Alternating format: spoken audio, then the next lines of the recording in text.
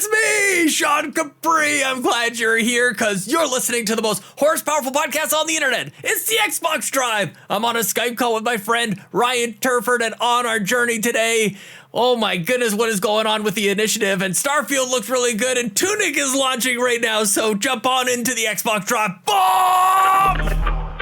Greater than X.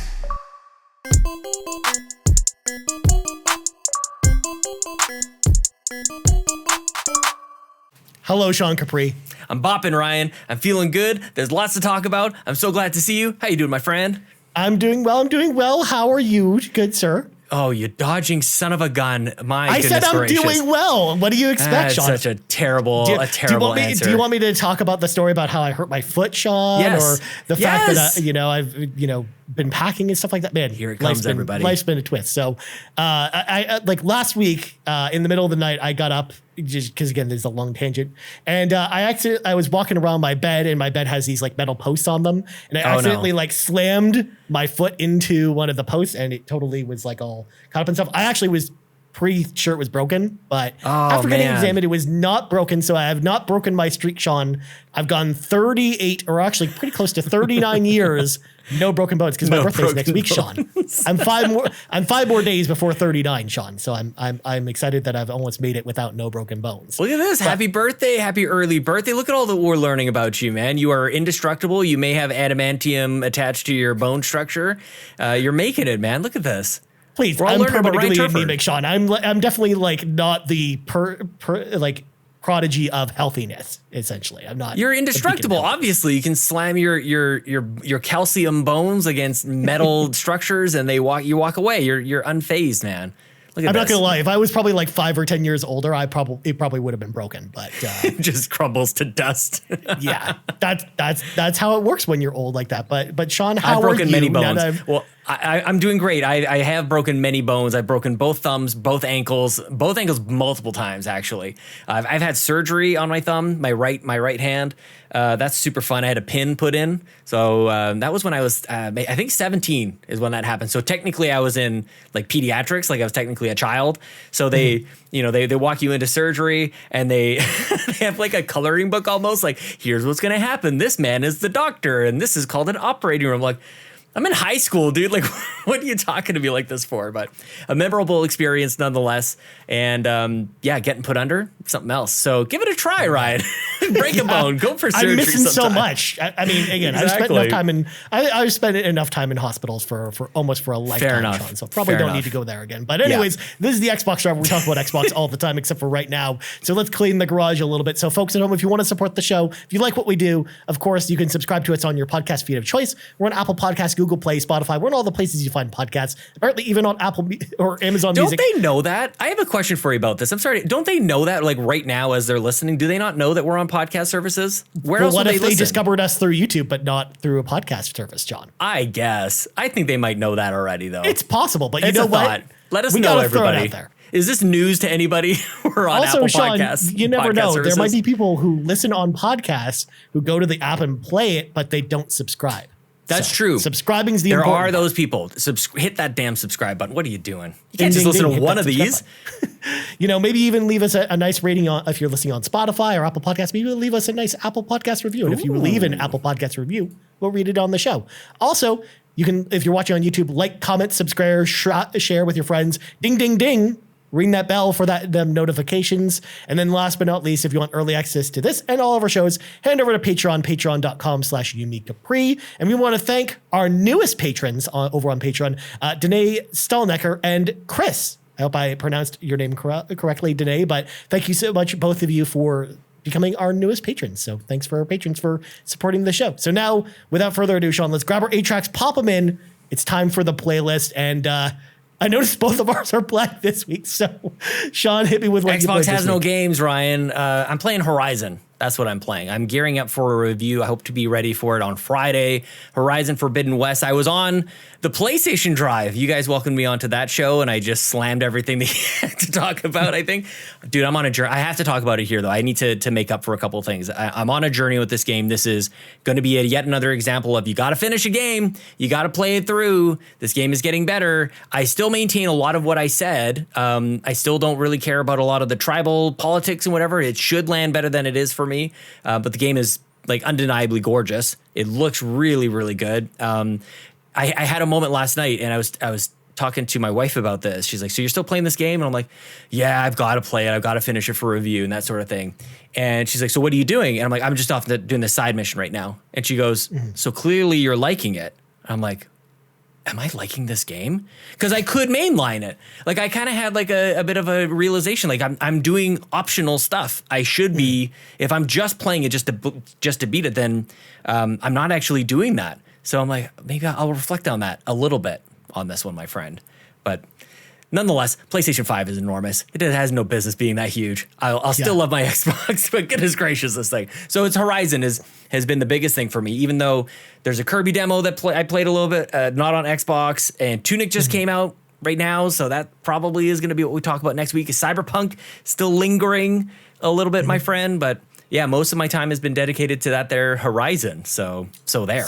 So many things in the hopper, my friend. Well, in the hopper. As for me, so first of all, actually, before I get into me, you brought up an interesting point about you being on the PlayStation Drive, because I normally don't promote other podcasts that I'm on, but this week I want to promote the RPG Cave, our RPG show that I usually record with Garrett Bland, but this week I actually record it with Sean, and we talked about Xbox 360 RPGs. So we actually ranked a whole bunch of them. We talked all about, Mass Effect and Dragon Age and Elder Scrolls and Fallout and all kinds of Xbox 360 RPGs. So if you want to hear me and Sean talk about Xbox 360 RPGs, listen to this week's RPG Cave episode. We put that out every Saturday, right here on YouTube if you're watching here, or on the RPG Cave podcast feed as well. So just wanted to give that a shout out as well, since it's almost like an episode of the Xbox Drive this week on that show. But other than that, for me, I also didn't play anything on Xbox because I didn't really play anything on my TV this week because of the thing I just talked about, which was I hurt my foot. So I was pretty much in bed with my foot up for like 3 or 4 days.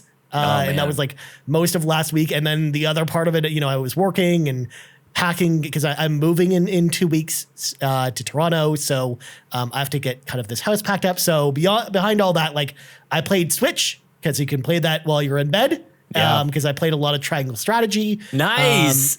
Because and all hail the power of the triangle, Sean. You don't get to talk about Nintendo ever. You're not on a Nintendo show. How far along are you into that game? I'm on chapter 10 of Triangle Strategy. Oh, snap. Dude. Which is far.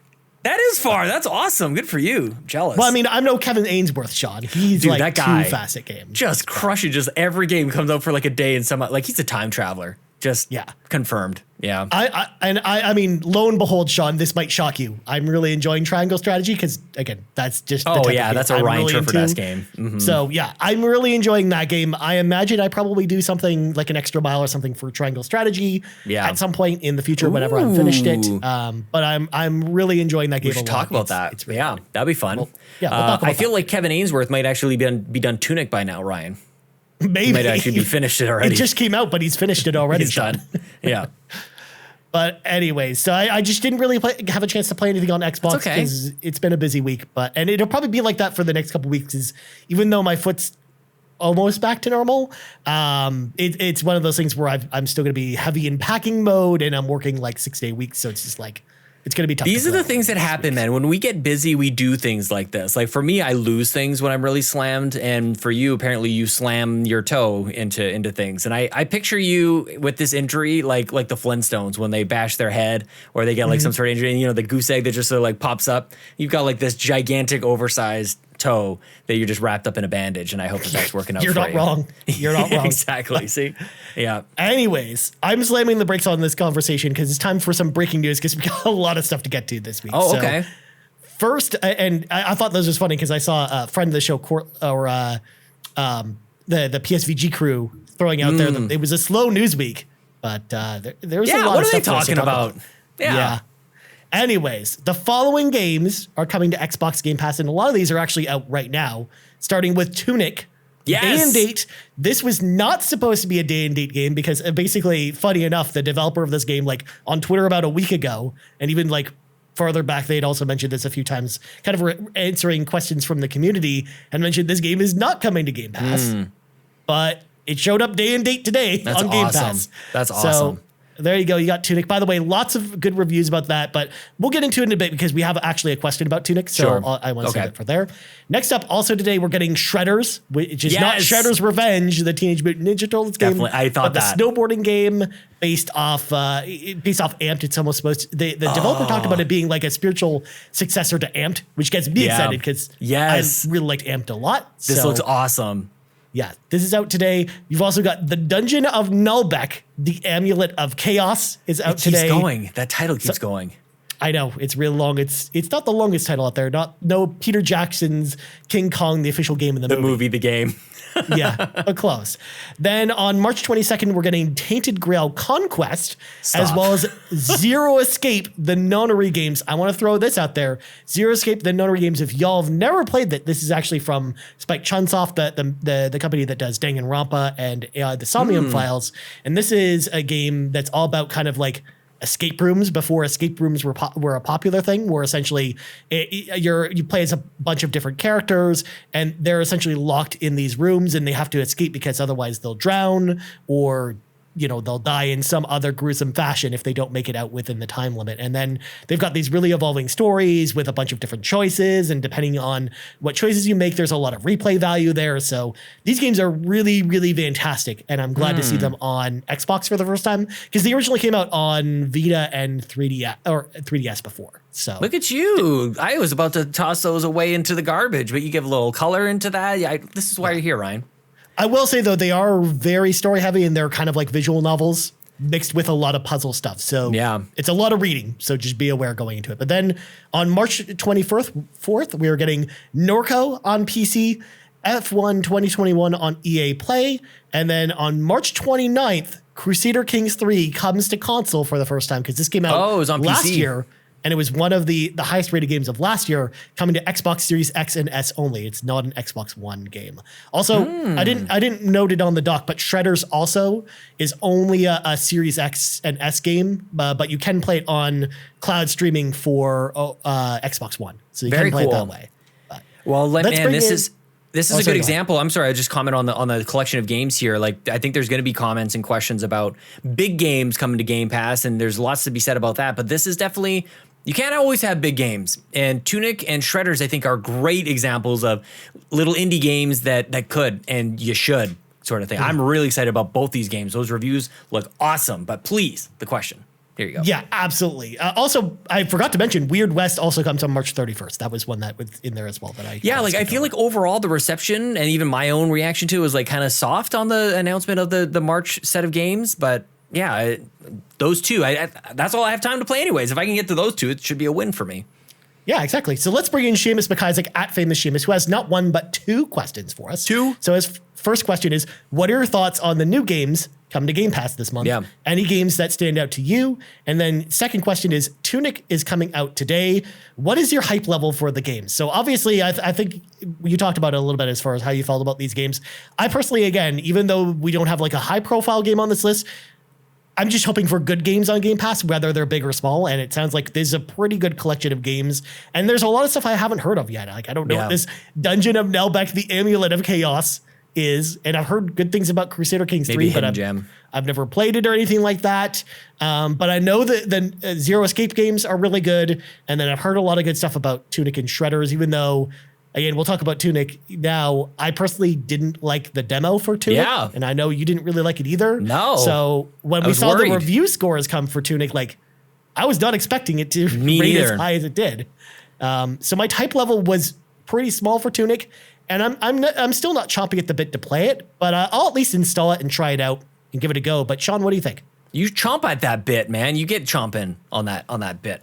Chomp. Well, and this is another example. I think Elden Ring is a recent example where like review scores are like do they matter? Like, this is a conversation ongoing. I think we've got a couple examples recently of like they at least draw attention to it. This amalgamation, this congregation, this amalgamation of bringing together all these scores. Like, I don't know. I can't ignore the scores that are coming out for Tunic. I have to at least investigate for myself. Of course, I will always make my own opinion for it, but because I had kind of made up my mind that Tunic was going to be perhaps subpar, I was just getting ready for a game that I was really hyped for to come out and somewhat disappoint based on the beta or the alpha or whatever demo we got last summer. I'm like, oh, this is what this game is. And it seemed, I mean, it was a beta, so like it seemed buggy, but in my experience, a lot of times like those betas, like they're so close to what the real game is going to be that I never put a lot of stock into. It's just a beta. They'll fix this sort of thing. Like we don't even see that with like day one patches more often than not. So my expectations were low for Tunic, and that was disappointing. I've already kind of mourned and had my grieving period for Tunic, and I'm pleasantly surprised to see that maybe I had casted my opinion too soon. And it's just a reminder that the game isn't done until it's done. And this Zelda Fox maybe could capture my imagination and my heart. He's just the cutest little character. And I had a chance to play it at E3 when they had, back in 2019, they're like, we just installed or introduced the stamina meter. I'm like, oh God, this game is not coming out for a long ass time if that's where you're at. So yeah, very excited to play this. It's a no-brainer download for me. This is the highlight in my mind, the highlight of the list, right alongside with Shredders too. Yeah. I mean, I'm personally just more excited for Shredders because I feel like that's more my type of game because Tunic, it wasn't the bugginess of the demo that didn't inspire me. It was just like the mix of soulsiness with, isometric Zelda gameplay, which is not really like my favorite style for Zelda anyways. So it's just like those two combined together just didn't really appeal to me personally. So if it wasn't on Game Pass, I probably wouldn't have given it a chance even with the high review scores. But because it's on Game Pass, I'll give it a go and at least try it and download it. But try a bite. Yeah, we'll see. But Shredders, I'm man. way Holy more crap. excited for Shredders. Yeah. And then I might actually, just like Dang and Rappa, when that came to the service, I might actually replay the Zero Escape games as well. It's To like try I and get all the those achievement Guardians. points. My backlog is out of control, Ryan. I need a just trying to tournament help you bracket. We're gonna have to do it. What is Sean gonna play next? We're gonna have to do Well, this. pretty luckily, Xbox is trying to help you out with your backlog, Sean, because the following games are leaving Game Pass on March 31st. Madden NFL 20, because we got the newest Madden pretty recently. Narita Boy, Shadow Warrior 2, and then Destiny 2, Beyond Light, Shadowkeep, and Forsaken leave PC Game Pass on April 1st. Because remember that it's already left console Game Pass for Destiny, and then they'd added the PC version of Destiny a lot later. I think it was only like a couple months ago that they added the PC version of Destiny 2, and now they're gone. So they're actually leaving on April 1st. Good God. So there you go. Oh, man. You Naruto those Boy never games, clicked with me. now. Did you play Naruto Boy? It's No, like an I old haven't played school it. side scroller kind of. Yeah. Yeah. I don't know. I wasn't really super interested in it. But Same. next up, this morning, Sean, we got a short teaser video for Starfield released by Bethesda. And it's basically like a little like 5-minute round table with Todd Howard and 3 of the other Bethesda Game Studios developers just talking about the game. Yeah. We learned some like quick facts from this. They kind of like, they didn't really dive too deep into anything, but we learned, for example, that there's a bigger focus on the character creator this time around. Yes. Because Todd Howard mentioned that they wanted to create like very realistic characters in Starfield because he talked about how a lot of the things in the environment, like items in the environments, they took pictures of them and then they scanned them into the game and they wanted to make them like as true to life as possible. And they basically took that approach to human models as well, like human characters where they had a bunch of actors come in and they took photos of them and they're basically like doing their best to make them like as close to, looking at realistic as possible. They scanned their genome, they scanned their DNA and programmed that into the game. They just rebuilt humans into this game. Yeah. This is a scary thing, Todd Howard. God Howard's taken it too far, Ryan Turford.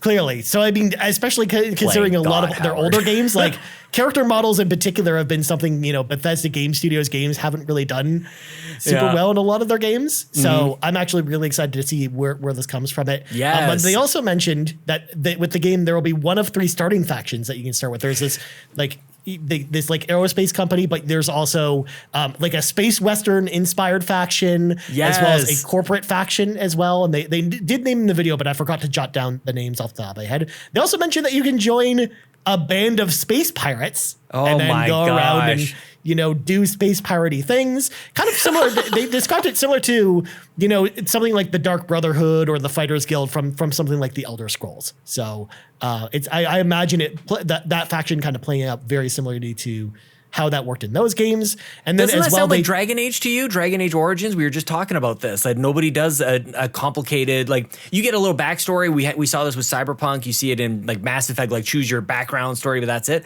I feel like this could even impact like how you start the game, like maybe your first mission. And if that's the case, and I might be just going crazy here because I'm super hyped about this game, but let the wild speculation begin and continue on, Ryan Turford.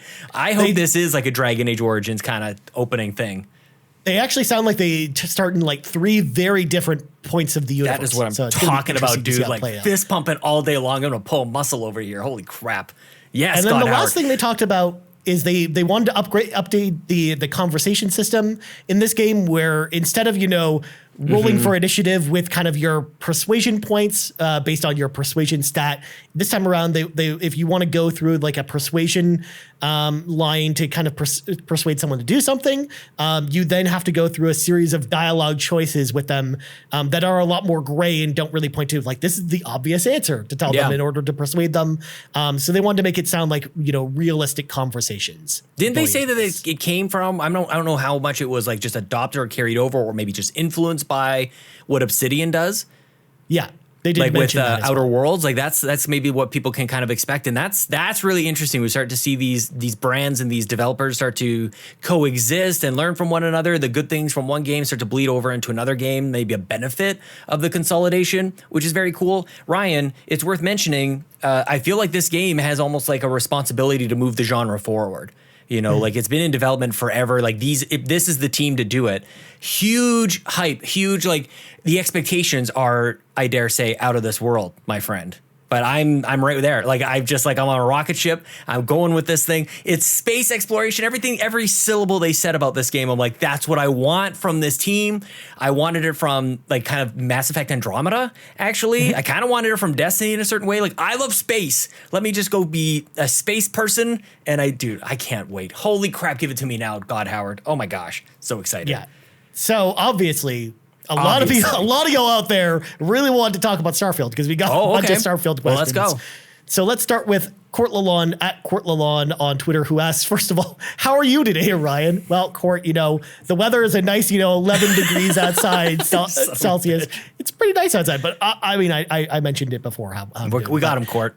Besides that, how hyped are both of you for Starfield? Obviously, Sean's very excited for Starfield after this. I'm still in kind of wait and see mode for my excitement because I want to see how the game plays and I'm looking forward to more of learning about how you actually interact with this environment, how like space travel is going to work and stuff like that, like more than what they told us today. So I was already like excited for it, but I'm like tempering my expectations still. It's probably smart because it's been a long time since we've had one of the games from Bethesda Game Studios as well. So I'm curious to know how this one's going to turn out, and I'm excited to learn more. But next up, TPR asks, is it just me, or do you guys think that Bethesda should be releasing Starfield gameplay, no pre-rendered stuff a la Cyberpunk 2077 before release? By now, I feel like they better show the game by E3. Yes, TPR, I think like at E3, I think we talked about it before too, but I feel like Starfield's going to be like the big game that they show at E3 with like full gameplay and everything to kind of show. Because I'm like very confident still that this game is coming out this year. I know a lot of people after today's video, I saw them on Twitter saying there's no way this game's coming out this year. I'm like, I'm very much in the camp that this game's still coming out on Absolutely. November They are 11th. locked in. Yeah. They made a movie with the date on the movie, Ryan. That's how you know that they can't change it after that. Man, I'm on the train of Bethesda found themselves in a really weird spot because they released their games for last gen and they did it in a certain style, which we loved with Fallout 4. It was you didn't know it was a thing. Now it's a thing. It's coming out in September or October, whatever it was, a couple months later. And we all liked that. But then years went by and it's like, what are these guys up to? They had to say something. But where I think they found themselves after announcing they're working on Elder Scrolls 6 or working on this mysterious game called Starfield, they just wanted to let you know that these are things that existed. We have a date, but we still don't know anything. I like it, actually. I don't want the hype fire to be burning this entire time. Like, set that thing ablaze in June and let it run feverishly until it launches in November. And if that's the journey this game is on, then that's great. I felt like it was difficult to follow along with all the stuff with Cyberpunk. I feel like the more we saw, the more expectations kind of got crazy based on actual things. Like my hype is baseless, 100% speculation, and it's fun to do it. But there was trickery involved, and it can get involved, and it's hard to present games that are not going to be released for a long time in an honest and accurate way that represents what they're going to be. So I actually like this. Don't show us stuff that might change as the development carries on. Set the hype fire in June, and let's just rock and roll, man, from there on. And I don't think I'll look back and go, man, I wish I had more Starfield for the last 2 years. I'll be thankful that once I'm in it, the patience will have paid off, and it's not like we've got nothing else to be looking at or talking about this whole time too. That's my take. Actually, like with me talking about how I really want to see the gameplay more than anything with this to get excited for it, I'm in agreement with you. Like, I don't think they need to show it that early. Totally. Like, even though that's the thing I'm waiting for, I don't want to see it a ton. Like, I want to see it basically at E3 and then not see it again unless there's like a random commercial before the game comes out kind of thing. Like, that's kind of more what I'm looking for. Like, the approach they took with Fallout 4, I think is perfect for this. Yes. But I do think, like, to T-Par's point, I think they do need to at least show us the gameplay of it at least somewhat before the game comes out, even if it's just at E3 with a demo. But that's it. I think that's all they need to show us, and then from there, we'll have our minds made up about the game, and I think that's all we need to know. But then, Brent on the Discordia also asks, seems like Xbox doesn't look for system sellers, in quotations, in terms of games as it looks for quote unquote Game Pass sellers. Does Starfield look like the type of game that will hook and hold subscribers? And the thing is, Brent, this is just a tricky question to answer because unfortunately, I just don't think we know enough about Starfield to be able to answer this question. Because yes, it will be probably like Elder Scrolls 5 Skyrim sized, like expecting like 200 hours of gameplay from this is probably like what you expect is probably they're going to do with it, because that's just kind of Bethesda game studios' style essentially. But like, I don't know if it's not going to be a live service game or anything like that. So I don't think they're trying to hook people that way. But I think there will be obviously enough meat on the bones to keep people for a while. But I don't know if it really fits the term of like what Brent is referring to here as a Game Pass seller, because that's more of what I would consider live service games coming to Game Pass for. Like stuff like Destiny 2, for example, when it came to Game Pass, I felt like that was the perfect match for a game like that. Or something like Marvel's Avengers as well, where if it was a better live service game, I think it would keep people subscribe to Game Pass because they're enjoying the game and they maybe see value in buying the subscription rather than buying the game. But Sean, what do you think about Brent's question? I'm going to rip your logic apart, Ryan Turford. Number one, I'm just kidding. I agree with the latter side. Like, definitely games that lend themselves to ongoing play, live games of service, like obviously makes sense in a Game Pass model. A lot of multiplayer stuff we've seen that makes a lot of sense. But you have to remember that if this is a 200-hour game or more, that not everybody plays games within a weekend like you and Kevin Ainsworth from Project X Talk over there. If you get this game, you're gonna be playing it for months. Like the normies out there, people like me, like I'll be playing this game for months and months, and that does require an ongoing subscription. I also think that regardless of the length of time somebody's going to be playing a game, when a big game like this launches into Game Pass, that in and of itself is going to get people to buy and then stay locked into Game Pass. So much of the subscription model is just getting people started. And then once you start, you can't stop. You almost forget that you're doing it, and it just sticks around forever. So this is a big draw to get people in. It's a gigantic game that they're going to have to keep their subscription for at least a couple of months. And then, of course, the hope is that within that time period, another game comes out and you kind of string people along like that. So I do think this is both. I think we've also been a little too binary on Game Pass or consoles. I think it's both. It's additive. It's complementary to one another. People will buy an Xbox Series S and Series X, or Series X, I should say, for this game. And they'll play on Game Pass as well. And they'll play on PC. Like, I don't think it's one or the other. I do think this is big enough for people who've never owned an Xbox before to know the pedigree of this studio and the importance of this game to draw people into the ecosystem. So it's not one or the other. The other thing that I wanted to say about this is the expectations from Microsoft, and Phil Spencer has said this as well, is that this should be the biggest damn launch of all time. And this is coming off the heels of 12 million copies of Elden Ring being sold. So the RPG category in general, just from a high level, is as popular as ever. And this game has all the expectations from me, from I'm sure from Big Phil, from God Howard, a lot of sales expectations. What does it mean for the genre? Like all these things have to kind of come up. And that's going to be a moment. That's why I get hyped up about it, because it'll be a moment in video games that we'll all remember for a long period of time, I would say. Yeah, I think the launch is going to be like, unless it comes out with really poor Metacritic reviews. Totally. I think it's going to be the really quality of the strong game is contingent on all of that is contingent on it being a good game. Of course, that almost should go without saying. But you're right. Like a negative narrative about the game can crush all of that in an instant, which is nuts. Right. But yeah, I'm on the same train as you as far as, the expectations of, people's excitement for this game and bring the ability based to on bring nothing people at in all. the door. Yeah. It's but I mean, we saw that with Skyrim though. So I mean, I think they can do it with this game too. So we'll see. Skyrim had more of a reason for people to be hyped about it with the other Elder Scrolls games. This is just brand new. Like but I see what you're saying. I don't know. There's a lot of people, Sean, who played Skyrim who never played any of those other games. Like Garrett Bland, for example, when I talked to him about But Skyrim, was he as like, excited for, I don't know, maybe. Yeah, you're right. And even Elden Ring is maybe an example of this too, where there's a lot of people who never played a Souls game, but they got excited about this because it's this weird momentum that happens in video games. Yeah, good point. Yeah, because they like George R.R. Martin and not necessarily from software games. Or like with Skyrim in this case, like they like dragons and they're like, oh, this game looks cool. It's got dragons in it. Dragons, Because Garrett told me the story on the RPG Cave when we talked about it on the Skyrim episode where he's like, he wasn't really into games at the time, but he's like, oh, there's dragons in that. That looks cool. I'll just play maybe it. Space dragons in Starfield. And then he fell in love with that game. So there you go. I like it. All right, let's let some of our friends into the car with us, Sean. It's time for the carpool. Let's start with Seamus McIsaac at Famous Seamus once again with his final question of the week. And this relates to a story that I didn't have on the doc because it's still kind of breaking at this time, so we don't have all the details yet. So I kind of wanted to save our conversation on this one.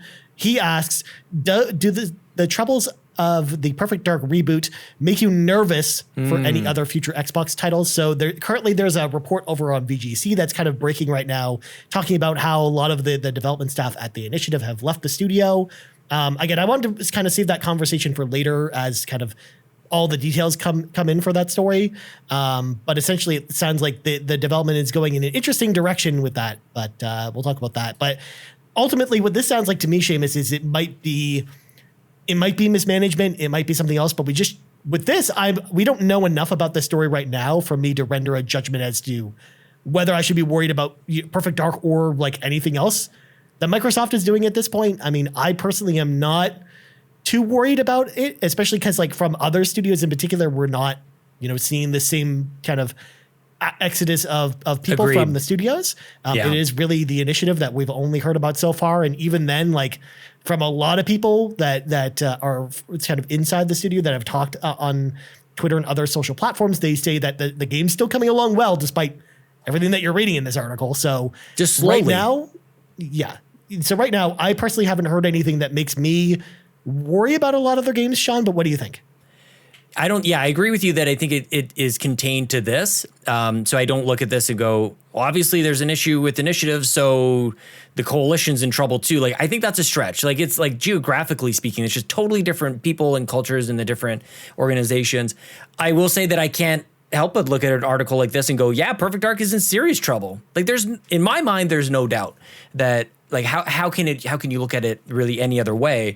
I'm encouraged to hear things. There is positives in this. Like, the headlines are all disastrous, but the positives threads that are in the article and the news that we've seen so far is that like Microsoft is being very patient with this, and that could be causing a bit of like a clash in expectations in senior management. Maybe wants to like move things along, and maybe for whatever reason things aren't going as quickly as they want, so they get out of there. And maybe it's just a misalignment in philosophies on how game development should go along, things like that. So maybe there's a positive on the crunch side. I know there's a lot of sensitivity to that out there. If that's truly the case, then maybe there's a positive spin here. It just speaks to starting studios is hard. It speaks to video games are hard, and it also speaks to like why they've been doing what they've been doing, which is just go buy everybody else rather than starting a game from scratch. But to me, I look at this and go, no doubt, Perfect Dark is in serious trouble. I'll be watching this story unfold very carefully. There's lots of other examples of games that ended up not launching in great shape that took a very similar path that this game seems to be. I think 343 is a good example with Joseph Staten coming in and out and back and forth into it. I think Mass Effect Andromeda is another example of this. Even the other BioWare game with Anthem. Lots of stuff. Leadership matters with this stuff. And you need a rock solid leadership team to lead the development of really any project, video games or not. So does it speak to other developments and other studios? Probably not. Does it spell trouble for Perfect Dark? I think most definitely yes, and we're going to be waiting a long time for it, my friend. Yeah, if anything, this just puts into perspective the news about Crystal Dynamics joining the team. Totally. Into light, and it makes that move just makes so much more sense now in hindsight. Because if anything, it's almost sounding like this is going to be a Crystal Dynamics game for the most part. Yeah. Which to me, I don't think is necessarily a bad thing because I like Crystal Dynamics games a lot. Just silly. So, like with initiative like slapped on top of it, it's like, okay. Yeah. Mm-hmm. But we'll see. Like I said, we just don't have enough information right now, I think, anyways, to talk further about it. But next up, Console Kato at Console Kato. First off, congratulations to Console Kato for reaching 100K subs over on YouTube. If you haven't checked out Console Kato's channel, youtube.com/Console Kato. Of course, she asks, how are we feeling about Game Pass on Switch? It's still coming. Obviously, Kato. Yeah, at this point, who knows? Probably not. I still think it's an if not. It's not an if, but when at this point. But I don't know. We'll see. Steam Deck first. Someday. Yeah. Next up, Joe Sanchez at JSJR0313 over on Twitter. Wow. Asks, do you think there's a competition with Elden Ring for Game of the Year? I mean, right now, Joe, I don't think anything that's come out in the eyes of critics is probably going to surpass Elden Ring. Although the vote, it depends on where you look for your Game of the Year voting, because something like the Game Awards has like a different voting committee, for example, than, IGN Game of the Year or something like that. So each place is going to kind of evaluate Game of the Year differently. Yeah. And I think it's going to depend on how many, Souls like fans or From Software fans are going to be on that panel. Because what we talked about with those reviews, is a lot of them, a lot of outlets had like a From Software expert kind of review the game for them. Yeah.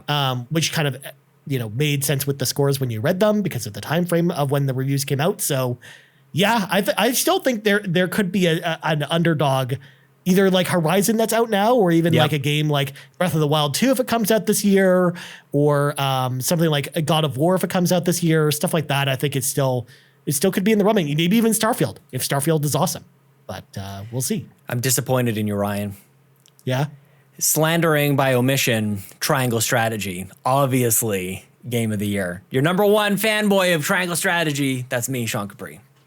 I mean, it's not going to win Game of the Year anyway. And also Horizon, poor Horizon. This is the thing. Like, again, the first Horizon came out near Breath of the Wild, gets overshadowed over there to a certain degree, sells 20 million damn copies. And yeah, here's the next Horizon, sitting next to the biggest damn RPG that's ever been released. Goodness gracious. If anything, they just shortened the window this time because they made it launch a week ahead of time versus goodness what happened with Breath of the Wild. But next up, Mike at BlazeKnight0923 asks, can you believe Elden Ring sold 12 million copies already? No. That number is insane just 3 weeks out from launch. Yeah, I can't believe it either, although I suspected the number would be really high after NPD had talked about how it was already the second highest selling game of the last 12 months from the date it was released, 2 days with sales numbers 2 days in. Crazy. So, even over Call of Duties and things like that, Yeah. which is insane. This is to the question before. I just want to say, I think 2022 is going to go down as one of those years we remember for a long time. So to say like there's only one candidate for like a Game of the Year, I think is maybe a little too simplistic. I know people really like this game, but this year is going to be absolutely loaded. None of us have enough time for all these games.